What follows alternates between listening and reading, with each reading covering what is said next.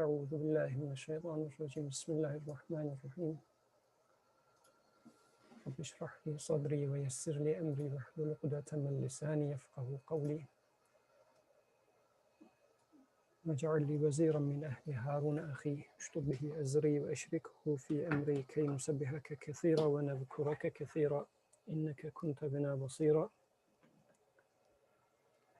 اللهم أرنا الحق حقا وارزقنا اتباعه وأرنا الباطل باطلا وارزقنا اجتنابه وصلى اللهم على سيدنا محمد وعلى آله وأصحابه وأتباعه وسلم. Assalamu alaikum wa rahmatullah. Welcome to our discussions about living with prophets. Inshallah, we are intending this to be the last session for this semester under this title, Following the Prophets. For the last 2 weeks, we have been going through some more basics, like following the prophets. Then we talked about abandoning the prophets. And this week we are going to talk about another theme in the Quran, which is slaying or killing of the prophets.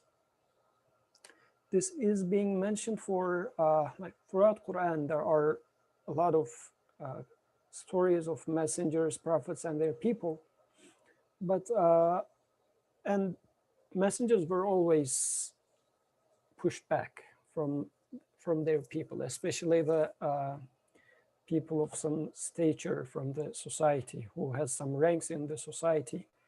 They were always against the messenger. But when it comes to killing of the messengers, children of Israel is being mentioned for that. And there are multiple occasions in Quran where the Creator, when referring to the children of Israel, refers to them as they kill messengers without any truth. So wrongfully they killed their messengers. They shouldn't have done that, but they did it without any basis. So today, inshallah, we are going to take one such case, one verse which mentions this, and then we will discuss about what does it mean to kill a messenger. This being said, today we are going to study from the 4th chapter, Surah An-Nisa of Quran, verses 153 to 155.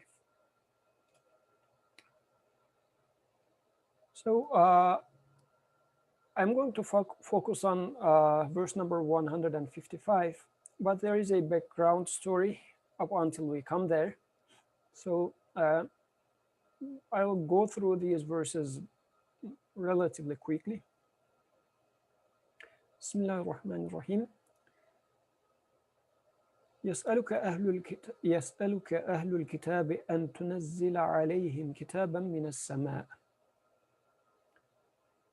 The followers of the book demand of you, O Prophet, that you cause a revelation to be sent down to them from heaven. فقد سألوا موسى أكبر من ذلك. And an even greater thing than this they demand of Moses when they said, وقالوا أرينا الله جهرة, when they said, make us see God face to face. فأخذتهم الصاعقة بظلمهم. Thereupon the thunderbolt of punishment overtook them for this their wickedness. ثم اتخذوا العجل من بعد ما جاءتهم البينات فعفونا عن ذلك. After that, they took to worshipping the golden calf,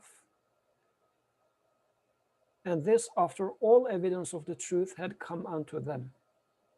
Nonetheless, we forgave this from them, وَآتَيْنَا مُوسَى سُلْطَانًا مُبِينًا, and gave unto Moses a clear proof of the truth. So I'll read the translation once again together. The followers of the book demand of you that you cause a revelation to be sent down to them from heaven. And an even greater thing than this did they demand of Moses when they said, make us see God face to face. Thereupon the thunderbolt of punishment overtook them for this their wickedness. After that, they took to worshipping the golden calf, and this, after all evidence of the truth had come unto them. Nonetheless, we forgave this and gave unto Moses a clear proof. وَرَفَعْنَا فَوْقَهُمُ الطُّورَ بِمِيثَاقِهِمْ, raising Mount Sinai high above them in witness of their solemn pledge. وَقُلْنَا لَهُمُ ادْخُلُوا الْبَابَ سُجَّدًا وَقُلْنَا لَهُمْ لَا تَعْدُوا فِي السَّبْتِ وَأَخَذْنَا مِنْهُمْ مِيثَاقًا غَلِيظًا. And we said unto them, enter the gate humbly. And we told them, do not break the Sabbath law. And we accepted from them a most solemn pledge. To read it again, raising Mount Sinai high above them in witness of their solemn pledge. So we gave unto Moses a clear proof, raising Mount Sinai high above them in witness of their solemn pledge. And we said unto them, enter the gate humbly. And we told them, do not break the Sabbath law. And we accepted from them a most solemn pledge.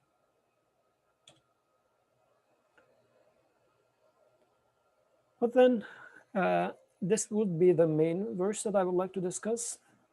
فَبِمَا نَقْضِهِمْ مِيثَاقَهُمْ وَكُفْرِهِمْ بِآيَاتِ اللَّهِ وَقَتْلِهِمُ الْأَنْبِيَاءَ بِغَيْرِ حَقٍّ وَقَوْلِهِمْ قُلُوبُنَا غُلْفٌ بَلْ تَبَعَ اللَّهُ عَلَيْهَا بِكُفْرِهِمْ فَلَا يُؤْمِنُونَ إِلَّا قَلِيلًا.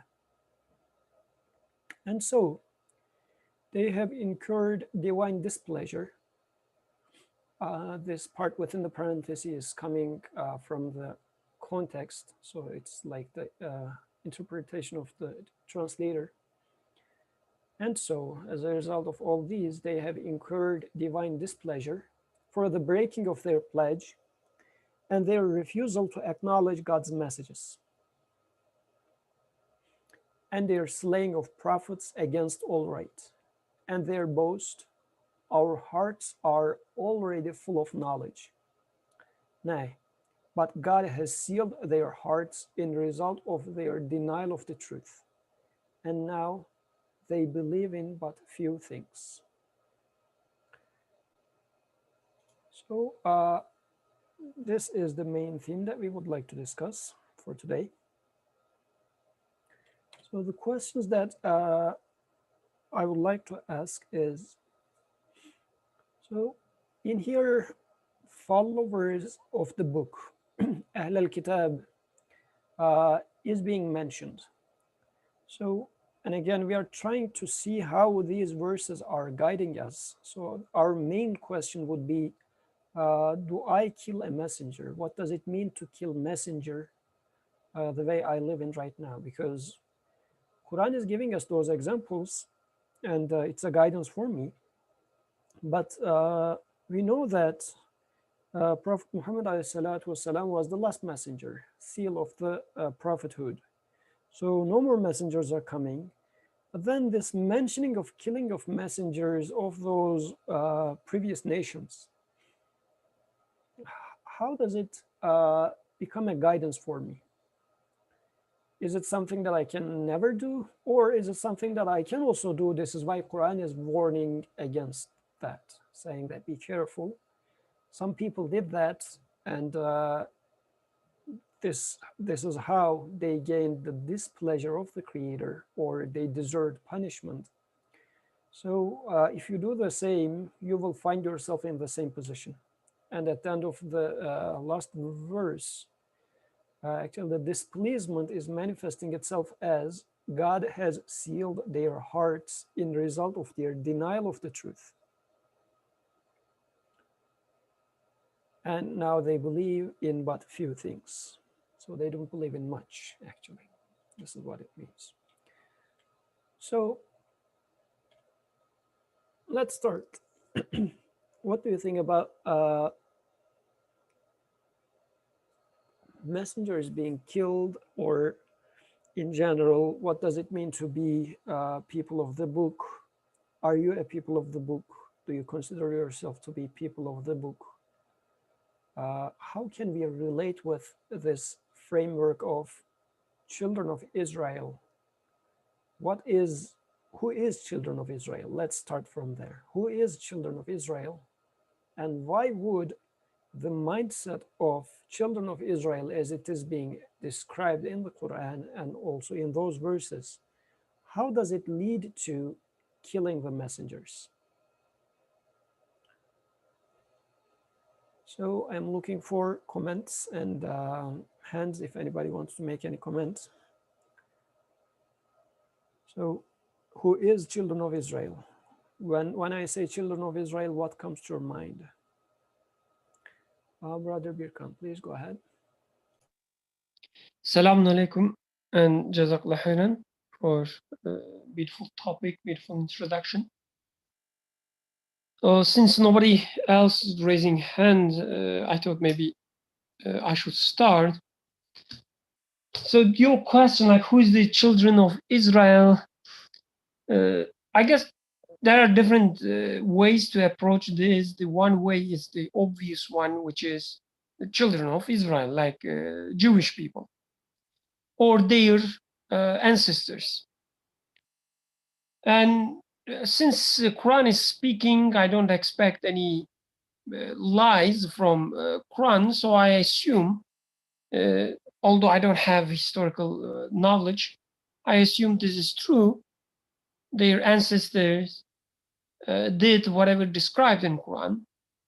That's one thing. But the second thing, which looks at me directly, is the children of Israel is representing a mindset that I have, and I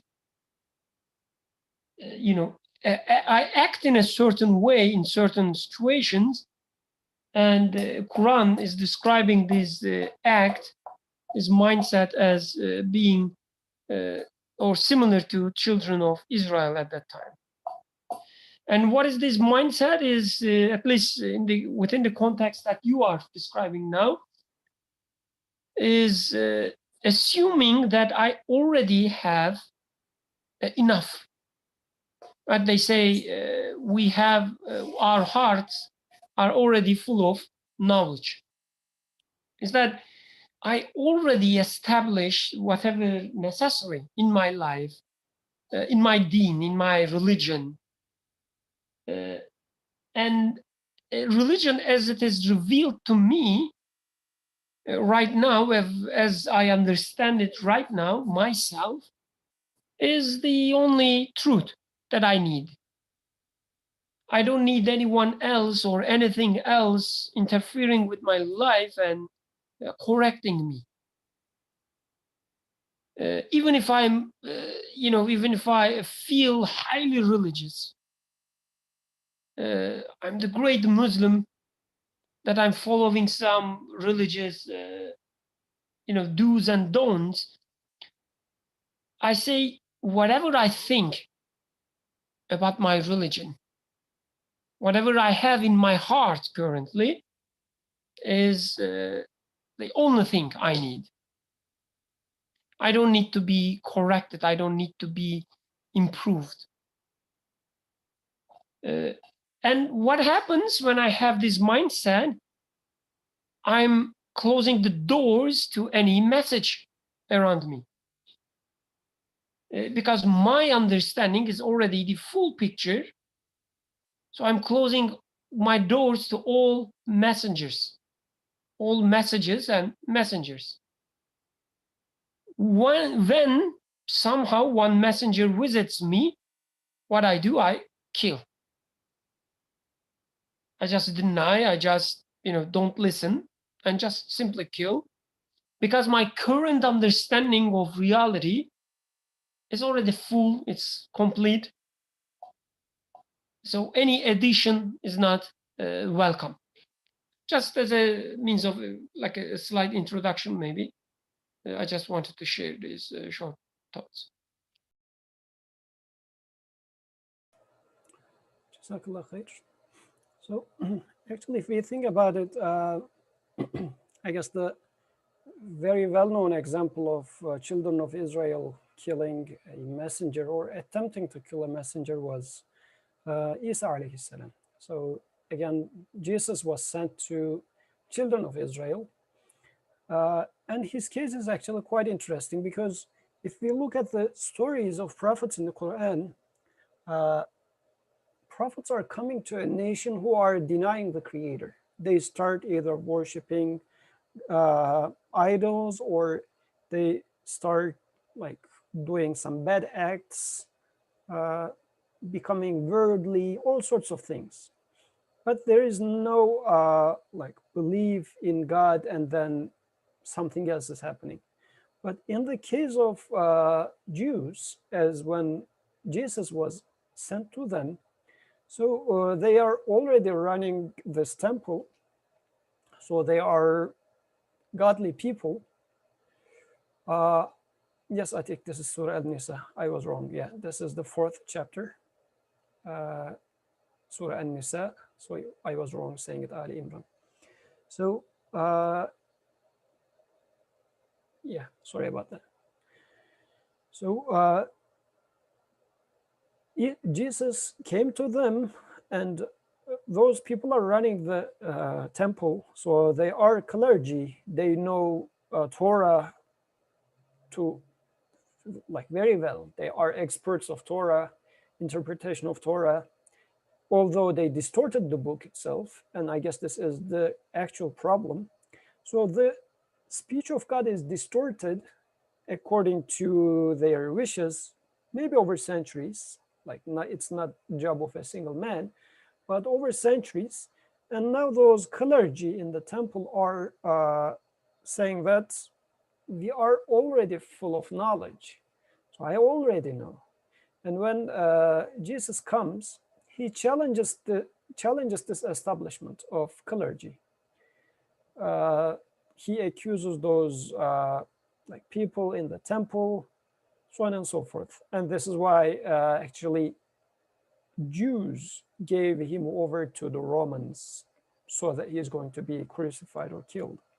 So, but in there, the idea is still those people are believing in God, or they say so. It's not that they are worshiping idols or worshiping anything else explicitly, but they have a belief in God. And actually, the end of this verse is sort of saying, and they believe in but few things, as if فَلَا يُؤْمِنُونَ إِلَّا قَلِيلًا. So there is some sort of a faith in there, some sort of a belief in there. But then there is this going against or trying to kill the messenger. And I think this verse is sort of giving some explanation why this is happening. So breaking of pledge. So in this case, as if I'm going to take this as a chain of events that happened one after the other. So they broke their pledge. They refused to acknowledge God's messages. So they denied, although they know, they covered up the signs of the Creator. So bi'ayatillah can be taken as speech of God, but also in the existence, there are signs of the Creator, because ayat means signs. So signs of the Creator being covered up. You know that it is signs of the Creator, or you know potentially that it's signs of the Creator, but I'm avoiding to take a look at it, or I am covering it up. I don't want to mention it. So it is like, let's say, there's a friend of yours who is so good with you, but, and you know that that friend of yours is good, but in a conversation, you don't want to get the conversation to get into that part, like acknowledging the goodness of your friend, maybe because if this happens in this hypothetical example, you're going to feel indebted to do something, or maybe you will need to apologize for something. Like there is something at stake for you. This is why you don't want the conversation to carry over to there. So what do? You cover up that part. You don't want to get to there. You know what is already there, but you don't even want to get to there. Pretend as if it doesn't exist. That part of thing doesn't exist. So In the second stage, those people are their refusal to acknowledge God's signs. And as a third stage after this comes وَقَتْلِهِمُ الْأَنْبِيَاءِ, their slaying of prophets بِغَيْرِ حَقٍّ, against all right. So, yeah, Brother Birkan made a nice introduction. Jazakallah khairan. So, I think I know, or what is the role of the messenger? Let's start from there. Because Brother Birkan said, I already know things. So, I don't want messenger to mess up with me. So, what is the role of the messenger? In this verse, the covenant or pledge is being broken with the Creator. First question, what is your pledge with your Creator? Second question, covering up the signs of the Creator. Am I doing that? And after covering up the messages, what is the role of the prophet in our day-to-day life? I guess we should have some answers to that question since we are studying this topic of the topic of prophethood since the beginning of this semester. What do you think? What is the role of the messenger in your life so that knowing that covering up message is not enough, still you would like to slay the messenger in order to achieve your goal? What is that? What is the goal in here, and why covering up the message is not enough and you go and slay the messenger? What do you think? I'm looking for people to contribute.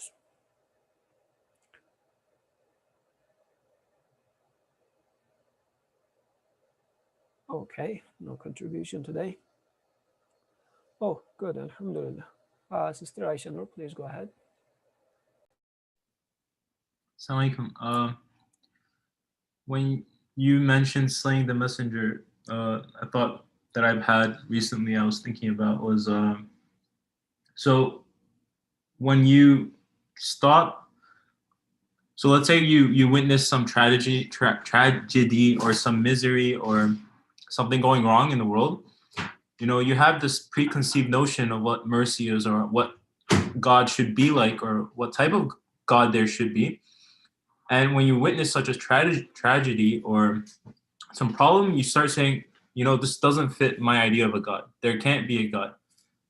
Or you say that, you know, I don't believe in such a God. I don't want to worship such a God, you know, that would create such a thing. And then what happens is then there's a void. Like, you know, it's not enough to just cover the message that God exists. You need to then fill that void somehow because, you know, you exist and things exist. So, you know, like it was created somehow. And you need to fill up that void. And you can't just cover the message. Now you become like an enemy. You come up with any idea you can as like a rebellion to say, you know, things just were always this way or they always existed. So ignoring the message is not enough. You need to fight it and cover it up because also, let's say you want to, you know, give credit to yourself. You know, you want to take ownership of things, or for the bad things, you want to blame, you know, other people and not yourself. I don't know. You need to, it's not enough to just cover. You need to take like a physical action against it because then there's a void if you just try to ignore it. And I want to add, perhaps on a slightly different note, that what Brother Yusuf's question made me think of is that, you know, slaying the prophet is, from what I understand from it, is that it's refusing to acknowledge one's need for guidance. It's pushing away and saying, I don't need to be guided. And it makes me think of two concepts, one of agency and one of power, about how, you know, me slaying the prophet or the need for guidance on how to act in this world, how to understand things in this world, how to read things in this world, is my refusal to do those or ask for those things is also this sort of attempt to gather more agency or more power, but power for the sake of, I could say self-ownership, but I'm trying to think of ways to make it less abstract. Yeah, I'll just leave it at that for now. Thanks. Jazakallah khair. Yes. So, and it's interesting how it happens step by step, right? It starts with something internal, breaking some pledge. So I guess agency starts from here, because when we talk about breaking the pledge, this also reminds me of Alastu bi rabbikum, the verse which says, am I not your Lord? Qalu bala, and all the spirits. Quran narrates this pre-human time, actually, conversation, or actually it is talking about humans' predisposed nature. When the Creator asks to the spirits, am I not your Lord? The spirits responds, yes, you are, definitely you are. So this is a pledge or some acknowledgement at the very beginning. Or if I check with my own nature, deep inside, I know that I don't own myself. Anybody who checks himself or herself will hear that question is being asked, am I not your Lord? And deep inside I know that I am not my own Lord. There must exist a Lord. So this is being declared from within, inside. So this famous verse of, am I not your Lord? Yes, you are, can be heard at every moment. And also when the Creator says, we gave the trust, we offered the trust to the mountains and the earth and like skies, they were afraid, but human assumed this trust. So what is that trust? That trust is this agency, or the sense of agency, ego. So am I breaking my pledge of, I am going to carry this trust, and then I say, no, I am the owner. I start saying, breaking those two pledges that I just mentioned, I start saying, no, I am the owner. I am the king, at least within my own territory. Or sometimes we expand it, right? We say, oh, I am the king in this house. I am the owner of my children. I am their Lord, sort of. Or if I start running a business, maybe I extend it to there. I am the provider of my workers. So these are all breaking of pledges, but it starts deep inside. I break my pledge of acknowledging my Creator. Then this starts coming out step by step. I start refusing, since I did this deep inside. Now because I started breaking the pledge from within, because deep inside I know that. Once I deny what I already know from within, that very deep personal experience, I start denying things that are in the periphery. The first thing that comes to is there are tons of signs of the Creator from all around me.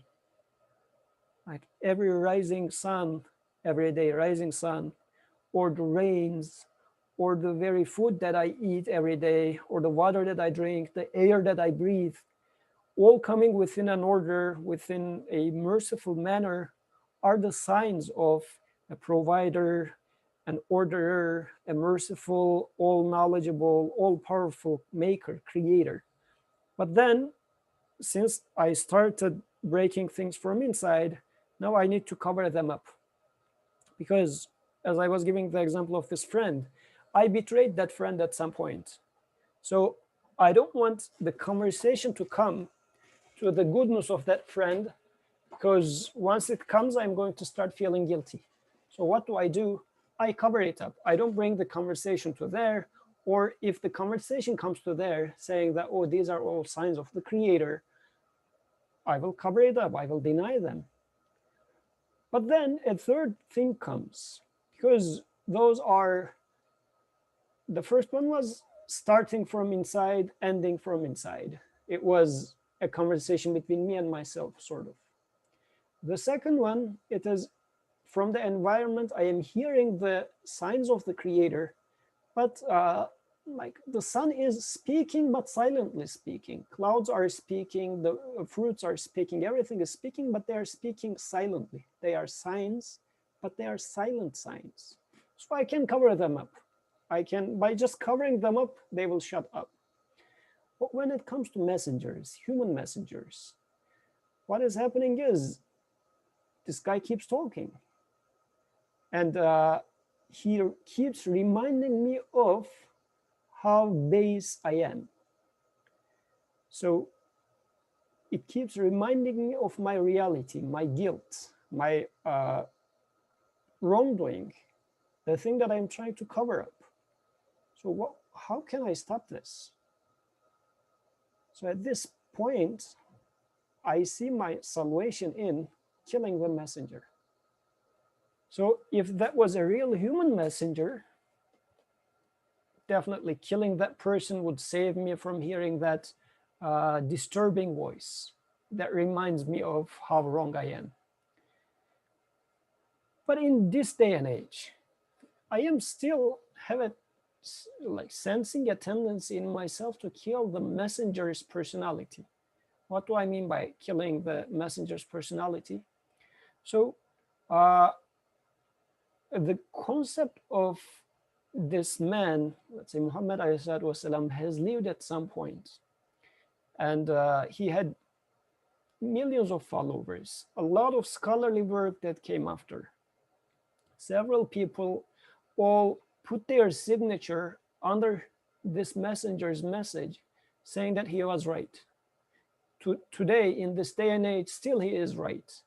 From 14 centuries ago, the message that he brought, the way he lived with that message, the way he experienced this message through life, still valid, and there's nothing better than that.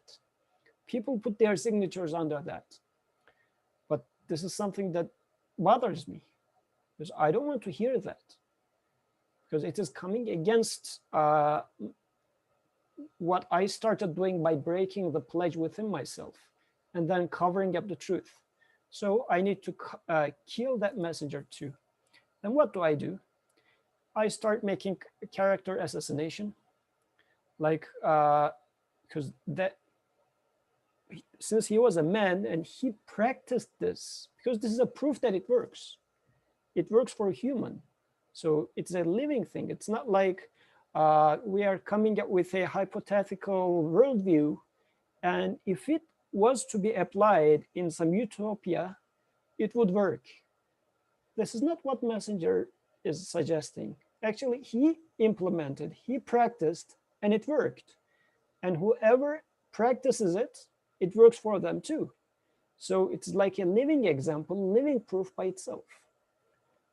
And if I want to deny that, I need to erase such living examples. For that purpose, then I start blaming or bullying the messenger and students of the messenger, which are human examples still today in this day and age, represent this heavenly path with their lives. So I want to get rid of them, move them away from my perspective, so that I'm going to live a consistent life, consistent in the sense that there's not going to be any voice which shouts to my face that I am wrong. And by the way, I was seeing Brother Birkan's hand at some point. Yes, Brother Birkan, please go ahead. Jazakallah khairan. So the killing, it's an interesting concept, isn't it? Like, not that I'm saying, it's interesting, let's try. But the idea of killing somebody, and we human beings are extremely good in killing, that we can do it in many different ways. So you can kill someone who is already living, like who is living with you. You can kill him or her physically, just stabbing a knife, and he's done. But we can also kill people by ignoring them or by denying their existence. So there are many historians, for instance, whose only job is just to prove that there was no historical character called Jesus or Isa alayhi salam. So their only job is to prove through use of some, I don't know, historical methodologies, to prove that there was no such character lived in history. Or same for Moses, or I don't know about the Muhammad sallallahu alaihi wasallam. Probably there are a lot of evidence for his existence, so they wouldn't dare. But for the others, they do it. That there was no such character. It's just made up figure, which is another way of killing somebody. Or another way of killing somebody, for instance, for us, for myself, when it comes to a prophet that I claim to believe, the Prophet Muhammad, sallallahu alaihi wasallam, I can kill him by saying that he's already dead, which is kind of true, right? I mean, he lived 14 centuries ago, and he doesn't live anymore. But interesting enough, our author, the author that we are reading, most of the times, not today, I was confused. So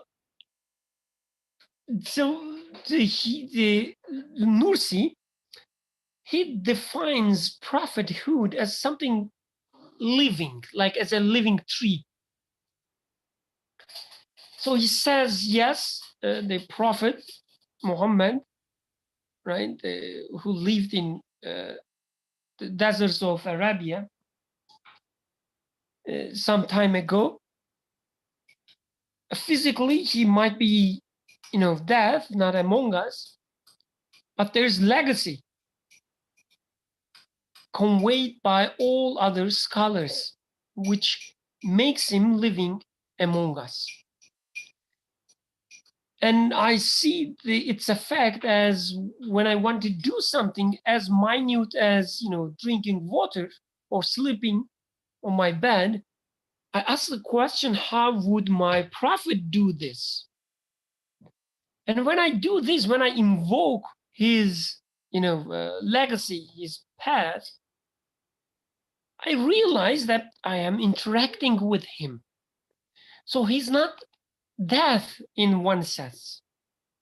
So when I block this understanding, when I, prevent myself and other people from such a treatment of the prophet that he's still among us through his legacy, through the message that he brought, when I deny this, and when I say he's dead, like he was just a guy, he was a great guy, but he's dead, I kill him again and again. So his physical death is not enough for me. I kill him by denying his legacy, by denying the message he brings, by denying the fact that I can interact with him, by asking the question, how would my prophet do this? I deny this. I say, nobody can interfere with my life. My life belongs to me. I will decide what to do. I kill him.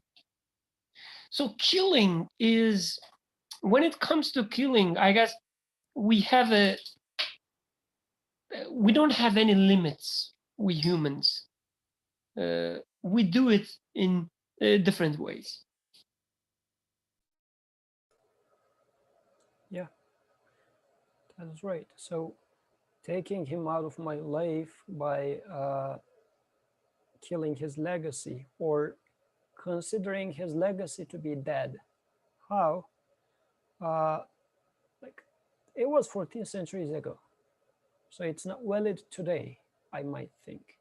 If I say so, then he's practically, the message is also practically dead for me. And by the message, I mean a living message. Like, yes, speech of God is here available to me, but the way this speech of God was understood by its first addressee, and if you like, the first and best student of the Creator. And I call it student because the first revelation was read. So as if our relationship with our Creator in this existence and also purpose of our existence is to learn. We are being taught. And the messenger himself was the first student of the Creator directly. And we are the students of the messenger now. So if I say that, well, the messenger is dead, well, it was okay for his time, but not for today, for example. So practically, I am killing the messenger also. I'm saying that, well, his words was making sense at some point, or the way he interpreted was making sense at some point, but not anymore. If I say so, then practically I am killing the messenger because I'm saying that it's not working anymore. It's not valid anymore. So what does this lead to? It leads to the next chain in this verse, which says, and their boast or their wording saying of, our hearts are already full of knowledge. So actually, everything is leading to that. So all those steps, breaking the pledge, and then refusing to acknowledge God's messages, then slaying of the prophets. Next comes, I already know it. And actually, it's very interesting that the verse started with the previous verse. يَسْأَلُكَ أَهْلُ الْكِتَابِ, the followers of the book, or people of the book. So, am I people of the book? So, people of the book can be understood as people who follows revelation. So, in general, this is referring to Christians and Jews. Agreed. But on top of that, people of the book also talks about people of learning. And nowadays, like all people that I see in this list are people of learning. We attended school. We attended primary school, secondary school, high school, or maybe more of that education, college education, graduate school education, and whatnot. So we do study books, and we are trying to gain knowledge, just like what children of Israel did. And at the end, as I gain more of knowledge, what changes in me? I start getting the self-confidence saying that I know enough. I'm not in need of hearing what I am supposed to do and what I'm supposed not to do from you. Like, you shouldn't be messing up with me. And actually, this is the idea behind, yeah, there is one God, but why should God be concerned with my day-to-day activities or my life? Like, he is so great, so huge, all-knowing and everything. I am so tiny and insignificant in this existence. Why would he mess up with me? This is one way. This is one side of the argument that might be speaking from inside. And then we also say, well, this being God, God is there, I am here. Like, we are working on our own terms, as if. And then a man comes and tells me I am receiving message from the Creator, and this is how he wants you to behave or act. I say, well, you are just another man. I am a man. You are a man. So, and apparently I am 14 centuries ahead of you. I had this college degree, this graduate school degree. I studied this and that, and other than my regular college or school education, I went ahead and read this and this and these other books. Now I know about philosophy. I know about how to do some arts also. I know how to play some music. I am this multifaceted human being. You were just like a shepherd back in the day. So I am full of knowledge. I'm not in need of you providing me guidance. So this is the last, if you like, step of this chain of events. So at the initially I break the pledge. Pledge was creator being the owner, and at the end the location that I arrived is I know it. I already know everything. I'm not in need of guidance. I'm not in need of guidance also in the form of a human being, a human example. I'm not in need of that. I can figure out my own way. And this is not, I mean, Quran is describing this in the example of children of Israel. But I think Quran is describing you and me. And to whatever extent we are falling prey to this behavior.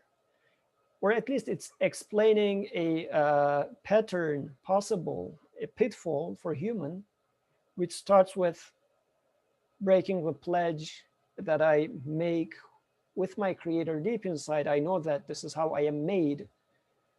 And then as it propagates outside, breaking up with the signs of the creator, then breaking up with the messenger of the creator, then eventually coming to a point saying that I know I'm not in need of guidance. I'm not in need of any sort of guidance.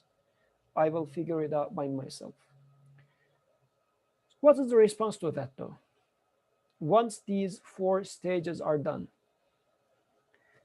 but God has sealed their hearts in result of their denial of the truth. بل طبع الله عليها بكفرهم. بل طبع الله عليها بكفرهم. So, what do you think about this part? Like in general, there are also in the Surah Baqarah at the very beginning, it talks about believers, then talks about the unbelievers, the deniers, and then talks about the hypocrites. When talking about deniers, إن الذين كفروا سواء عليهم أأنذرتهم أم لم تنذرهم لا يؤمنون. So deniers are those to whom, if you warn them or you do not warn them, it doesn't make any difference. They won't believe. ختم الله على قلوبهم وعلى سمعهم وعلى بصارهم غشاوة. So God sealed their hearts, over their hearts, and then their ears, and then their eyes is a cover, and they are experiencing a deep pain. So when reading such verses, it sounds as if those people are doomed. They once, let's say, oh, such and such is an unbeliever, so God has sealed his heart then, so he cannot believe anymore. So he's doomed, simply he's gone. Very unfortunate. As if this is a misfortune that is happening, or that person is being afflicted from outside. It sounds a bit weird. Something similar is happening here. God has sealed their hearts in result of their denial of the truth.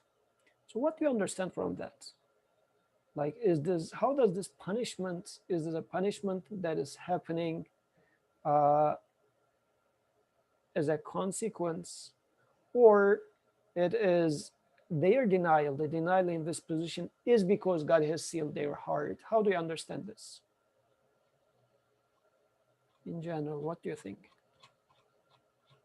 If I was able to make the question clear. And at the same time, I'm looking for another translation. Yeah, okay. So بَلْ تَبَعَ اللَّهُ عَلَيْهِمْ is being translated as God has sealed their hearts. بِكُفْرِهِمْ, because of their denial. So since no comments, what I understand from here is such verses are explaining the consequences of my choices. If I choose to deny, if I choose not to get close to truth, knowing that truth is there but covering it up, not choosing to look at that direction, then uh, my heart is being sealed in the sense that, and I guess everybody can experience this, uh, each and every day I am stepping away from truth. It is becoming more and more harder for me to accept truth as I voluntarily cover up truth.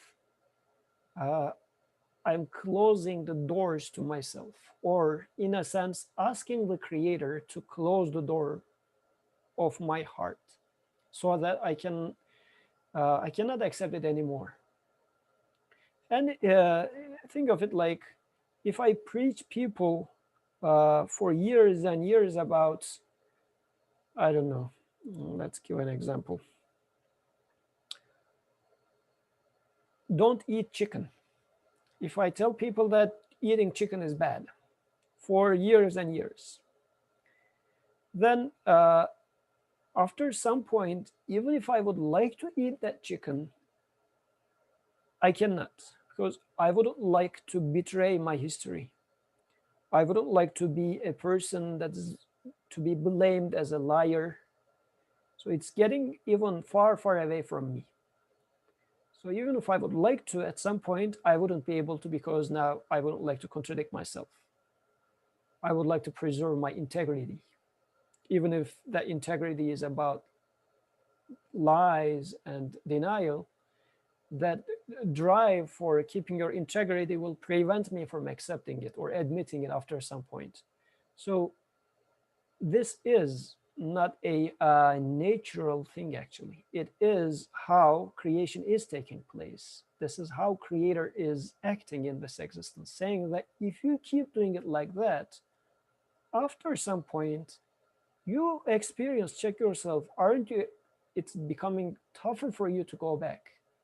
So, and if you go through those 4 stages that is being explained in here, arriving to the point of saying, oh, I know everything, I'm not in need of guidance from revelation. Nowadays we say it in the form of science explains everything. This is one way of saying our hearts are already full of knowledge. We don't need any knowledge from outside of this existence. We already have enough of information, or we have the tools to acquire more of that knowledge. You don't need a message from the skies or the heaven to come down and a man who is instructed by the Creator to teach me about that. We are already full of knowledge.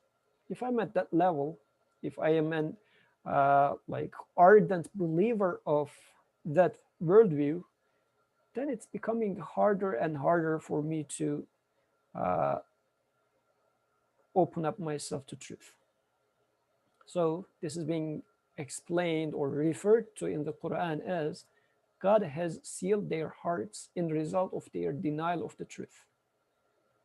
So as if I didn't offer my thanks and to what was being provided to me and covered it up, then as a punishment, the truth shone away, went away from me. And now they believe in but a few things. So whatever is left is فَلَا يُؤْمِنُونَ إِلَّا قَلِيلًا. So although I might be claiming that, yeah, I believe in God, a superpower, still, as they say, in a plane that is falling down, there is no atheist in such a plane, such an airplane. So every person here and there has this notion of God, which we cling to in the moments of terror or in the moments of despair. But other than this tiny, teeny belief, nothing much is left. So this is how, I guess, in this bigger picture of humans' fall, slaying of the messenger is located in there. Any comments that you would like to add, or maybe questions?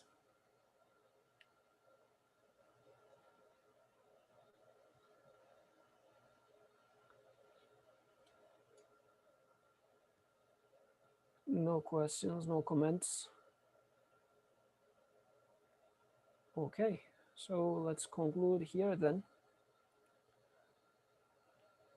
سبحانك لا علم لنا إلا ما علمتنا إنك أنت العليم الحكيم وآخر دعواهم أن الحمد لله رب العالمين. الفاتحة.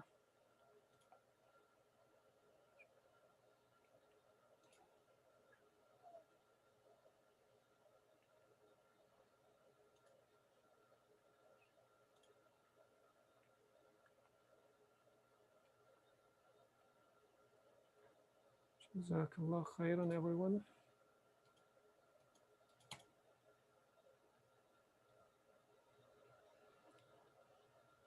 Okay. وعليكم السلام.